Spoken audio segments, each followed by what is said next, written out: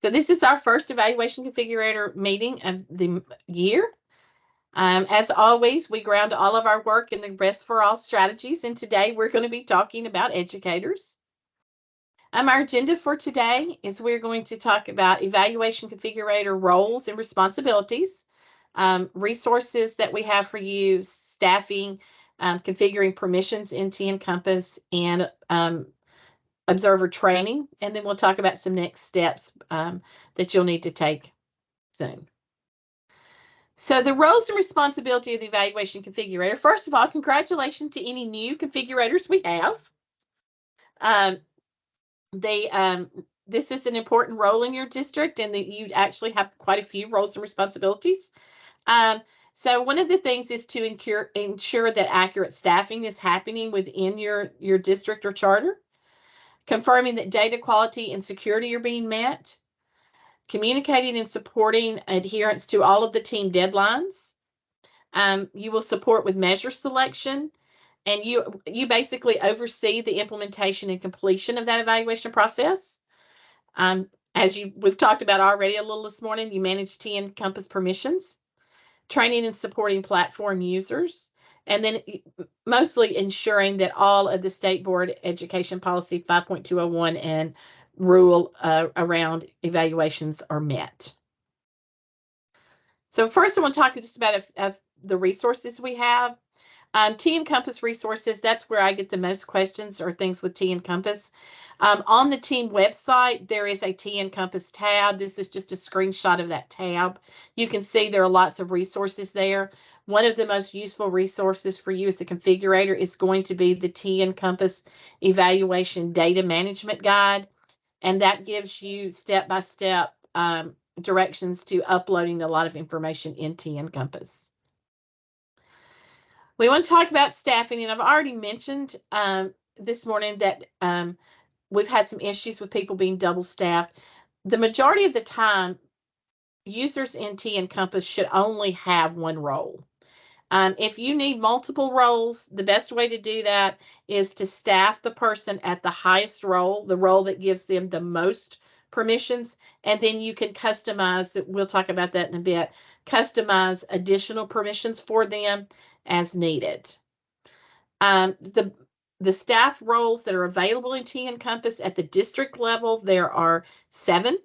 We've got the non-instructional observer, district staff, instructional supervisor, and then superintendent designee, evaluation administrator, and license administrator. At the school level, there are only 5: teacher, non-instructional principal, assistant principal, and an observer. All of these have their own set permissions, things that they can do in TNCompass. Staffing is very important. One of the biggest issues with staffing is data security. Teacher evaluation data is protected by law in TCA 49-1-606. It is only should be able to be seen by people who are their immediate supervisors. So we need to be very careful and mindful of who we are giving access to. And staffing is how we manage that access. And then the configuration of permissions is also another way to manage that. When you start to staff, you're going to the administration tab in TNCompass and click staff assignments. A screen like this will appear. You will have your LEA. The location will be at the top. You can see people listed there. There are often multiple pages. So as you go in, the first thing you're going to want to do is look to see if anybody needs to be removed. So if you have someone from the district staff that needs to be removed, you just highlight, you click this garbage can. It's very simple. You click the little red garbage can. It will remove them. It does not remove them from TNCompass. It does not keep them from being able to log in. It just removes them from that role. If they are not restaffed somewhere, all they'll be able to see is their educator information that is in there. So don't be concerned. You can also restaff them. If you accidentally hit the wrong person, you can restaff them with no problem, and they lose nothing. This works the same way at the school. So if your principals are helping with your staffing at the school, it all works the same way. After you click that button, you'll see it'll give you a warning telling you that you're about to remove this person, and you will just click confirm if you are sure. If you decide you don't want to do it, you click cancel. Adding staff is the next big thing that needs to happen. And the adding staff is where we're taking care of that data security, the data access permission. There's the common staff roles, and we're going to talk about how to add staff and configure permissions. So I want us to talk about the basic permissions for some of the most common staffing. Basic permissions, they build. So the lowest role in the hierarchy is non-instructional. And that is appropriate. It's available at the district and school level, and it's appropriate for any staff who are non-licensed or are waiting on a license. You don't want to staff somebody who is waiting on a license. You can't staff them as a teacher. So you do not need to staff them as anything but non-instructional. I understand you want to get them in there and get them started, but staff them as non-instructional. The only thing they can do is view their own things. They can see their announcement. The announcements are TNCompass. They have their personal dashboard items. They can edit their personal information. They can get their account information and password, their email and password, and they can go to help. If they, in their profile, if applicable, they can see their personal evaluations, meaning if they had evaluations some years ago, they're in TNCompass, they're no longer licensed, you staff them as districts, as non-instructional, they can go back and see their own information. The teacher role is at the school level. You can't staff anybody at the district level as a teacher. This role is appropriate for licensed teachers and instructional coaches. Anybody that you are going to observe using one of the rubrics has to be staffed as a teacher. So if that person is going to be observed using a rubric, an approved rubric, then they need to be staffed as a teacher. They have all the same basic permissions as the non-instructionals. You can configure permissions for them to observe peer teachers. That does require them having the certification to observe. They have to have the training. If you configure them to observe teachers, they will have access to all the teachers in the school. You cannot pick and choose which teachers they can see. So take that into consideration when you add that permission. If you decide to add that permission, they're going to have access to a lot of information, and they need to understand that that is confidential information. It is private and cannot be shared. The observer role, it is at the district and school level. It is for anyone who's just strictly going to be observing and are not having any other kind of an administrative role. I caution you with this role. I've seen a lot of people who are waiting on license numbers staffed this way. When you staff a non-licensed person in this, they can see, if they're at the district level, they can see all of your teachers. If they are at the school level, they can see all of the teachers in that school. So be very cautious about who you staff here. You can always add the permissions to observe teachers to another role. So basically, this role gets the permissions of a teacher. They can view all of the educator license and endorsements and all of the district or school staffing, depending on the level. If you configure them, they can see current year observations. So they can see other teachers' observations if they're set to observe. If they're set to observe teachers, they cannot observe leaders. If they're set to observe leaders in their permissions, they cannot see the teachers. Instructional supervisor, that's a role at the district level. This is appropriate for any of your instructional support staff. Their basic permissions is they can see educator license and endorsement, degrees, their experience, professional achievements. You can also configure them to observe teachers. You can configure them to import data, to configure Tassel, do evaluation edits and see those, do the work queue for PDP request, and they can access reports, which may be helpful for them. Those are individual permissions that you can give them. So when we talk about adding staff, You go to the same place. You go to staffing assignments, and this time instead of clicking to, we're going to add LEA staff. It will bring up another window where you can search for the person. I suggest if you have their license number, use their license number. It'll be much quicker. I searched for somebody this morning. It was a very common name, and I got about 12 different people there. So if you're only searching by name, you have to be sure that you can identify them with some other method, either their birthday or their last four of their social security. Once you find the person you want, you just click the little dot there highlighted in yellow, and then you click the next tab. Then this role will come up. So you determine what role you need to staff this person in. I'm staffing myself at a district level, so these are my roles. If I were staffed as a teacher level, if I were staffed in a school, I would have a different set. You pick the role, click next, then the add staff button will come in. TNCompass always gives you an out when you're doing something. So it will say, please confirm your selections, make sure this is the correct person, where they're staffed, and they're staffed at the district. Then you click Save Staffing, and then you will see that person has been added to your staff. It's that quickly. From there, we can configure permissions.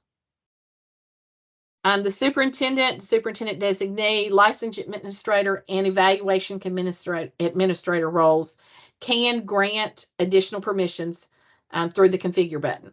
So these have to be done by one of those people. And this will allow you to assign additional permissions to staff at the district and school levels.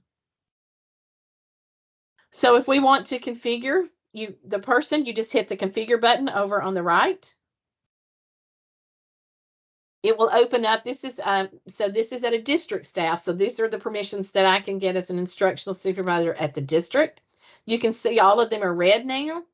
If I need to be staffed to observe teachers, you would just click that little where it says allowed. You click the red button there, and it will change to green, and it will show you. And you can either do single permissions or you can do groups.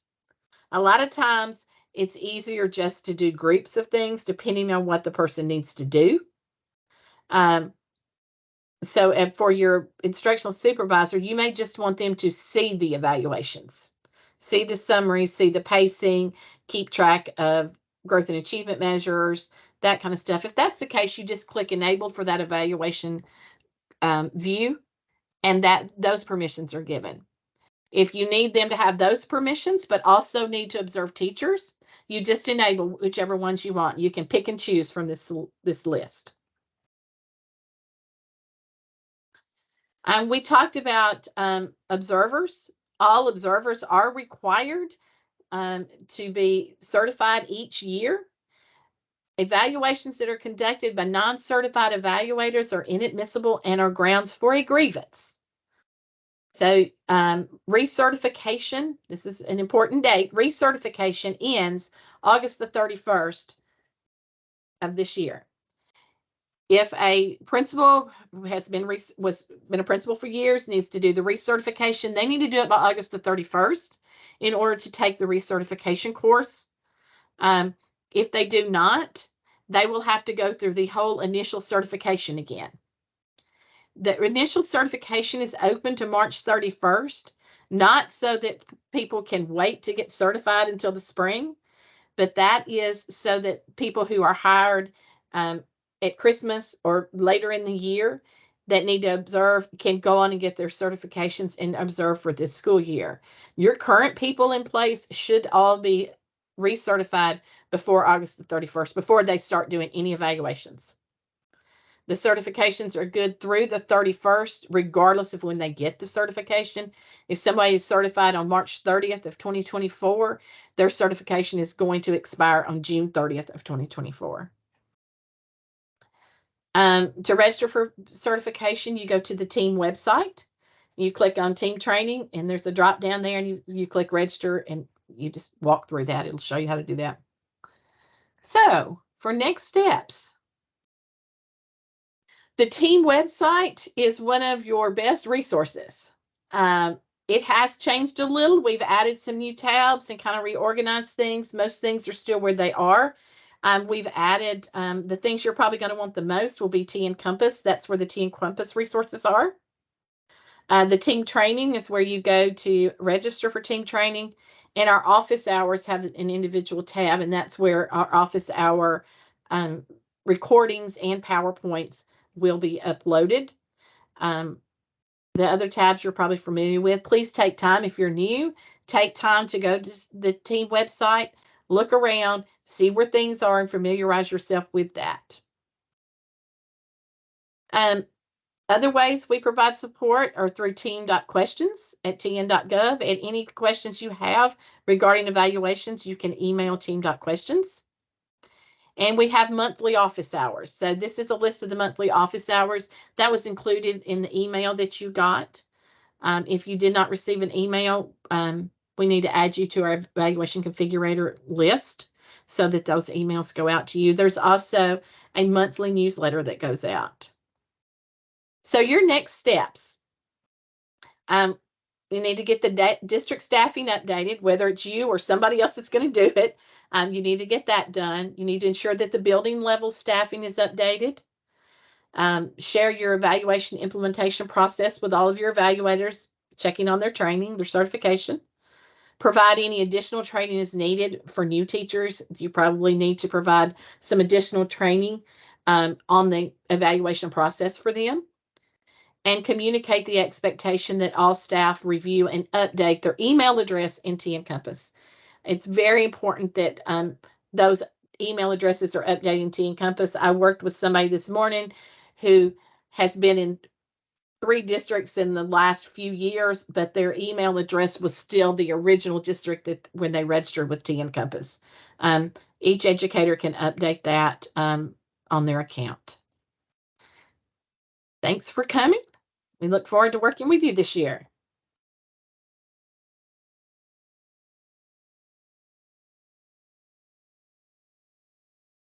Amy, do you want one of us to read the questions in the comments?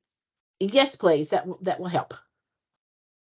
Okay. Does incorrect staffing that leads to an individual having access to data that he or she should not be able to see open a district up to a grievance?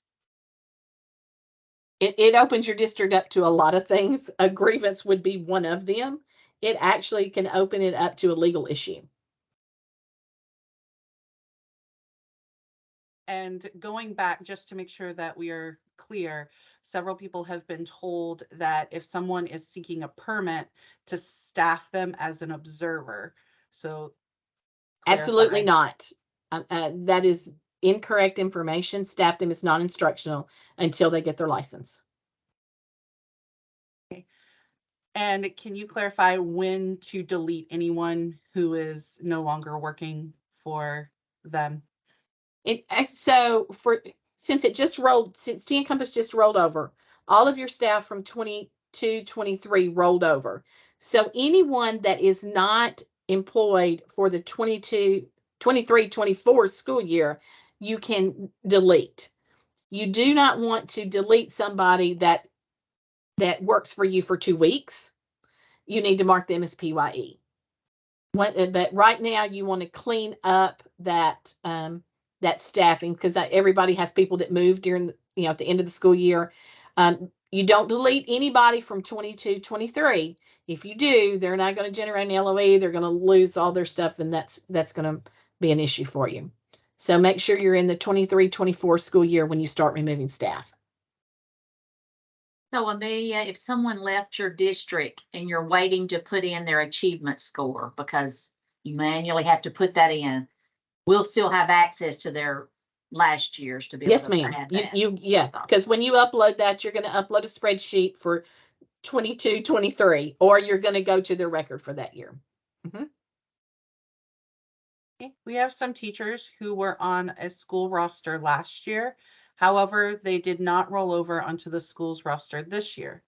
Also, they are now showing up twice on last year's roster with 2 different roles. Okay, you remove the role from last year that they don't need. And then you can just restaff them for this year. Just add them. So not just remove, but delete since they're showing up twice. Delete Yeah, the one that has the wrong role. Yes, just remove that. And for the email update, does this need to be a primary or account email? I'm not sure it needs to be an email address that they are going to check, that they're going to be able to receive the emails from. So here is my question, because we are tried to encourage all of our new teachers use a personal email address, because typically what happens if they were using their university email and they never update it, then they lose access for getting in. It's sending it to, or they left another district and now that email has been deactivated. So we've tried to tell them use your personal email address.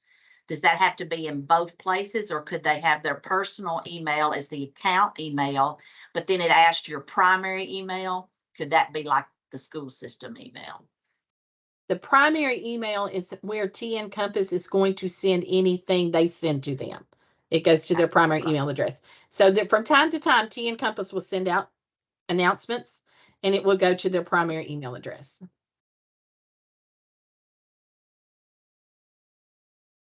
Do we have an update on whether there will be a place for teachers to upload and track the Literacy Success Act completion, other than just an attachment, something that we can run a report for?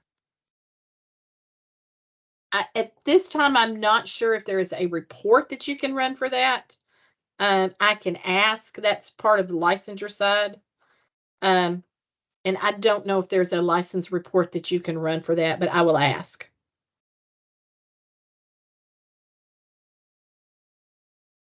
If an educator notices an incorrect or incomplete staffing from previous years, can this be corrected? It can be, but if it's from another district, that district will have to fix it. So if they were in District A prior, and that's where they're noticing, and they're now in District B, District A has to fix that. District B cannot. Does that make sense? Angela Bartholomew has 2 teachers that will not let them mark PYE. Okay, Angie, let's talk later. TNC support says August 10th is the start date for master school and PYE settings in TNC. Any chance we can have those features turned on sooner? I'm seeing master schools showing up today, but I can't change them. Okay.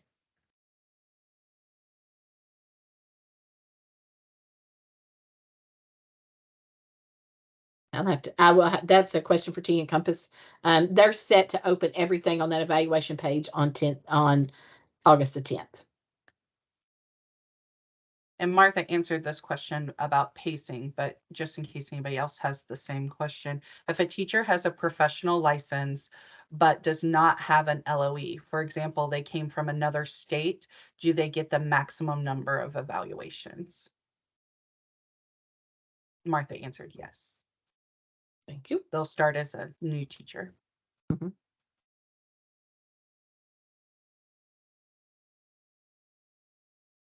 Okay, that's all of our chats. Oh, hold on. More just came in. If we assigned multiple roles in LEA settings, is it still open to go in and correct that so that only one role is assigned? Yes, you can correct that at any time. For a brand new teacher still waiting on their license, do we staff now or wait until license is activated? You can wait until they have their license. They have to have an account in TNCompass. For their initial license, they have to start that transaction. So you can staff them as non-instructional if you want to go in and staff them, but don't staff them. You can't staff them as a teacher until they have a license number. So staff them as non-instructional. I have academic coaches in the district and the principals do evaluations on them. What permission should I mark for the principals? Can you read that one more time? Yes. I have academic coaches in the district and the principals do an evaluation on them. What permission should I mark for the principals? Okay, the evaluation coaches will need to be academic coaches, excuse me, will need to be staffed as a teacher. And then the principals can observe them. Is that answering the question? I believe so. I need to. Okay.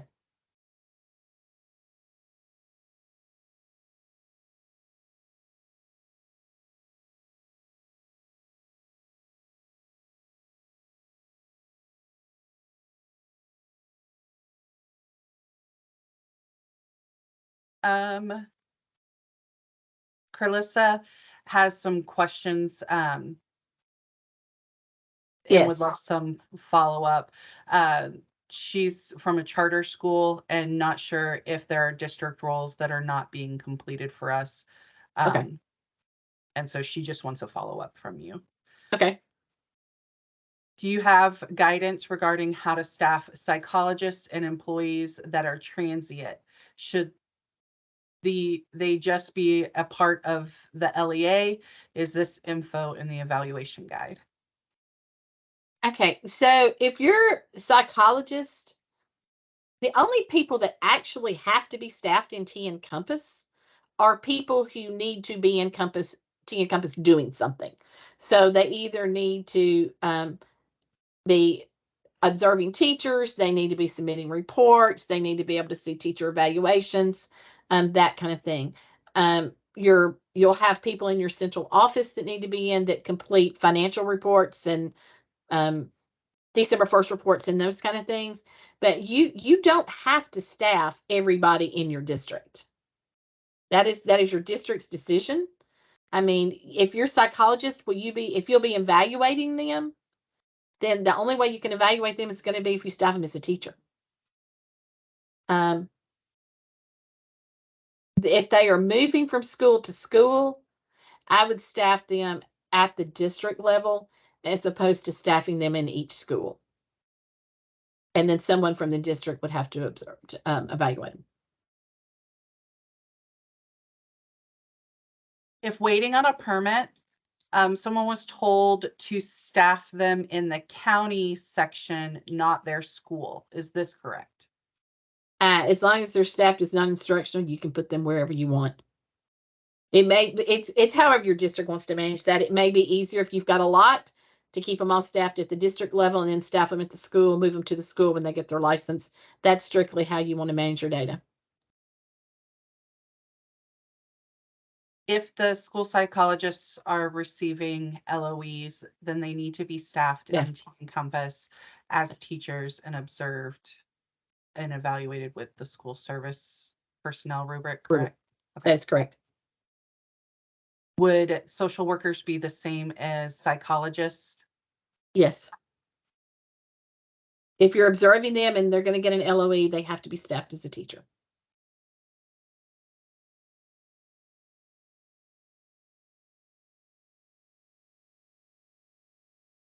And someone asked if they could show us one more time how to add and remove staff. This is recorded and we can add the recording to the website. So you'll be able to go back and review that at any time if you need a refresher.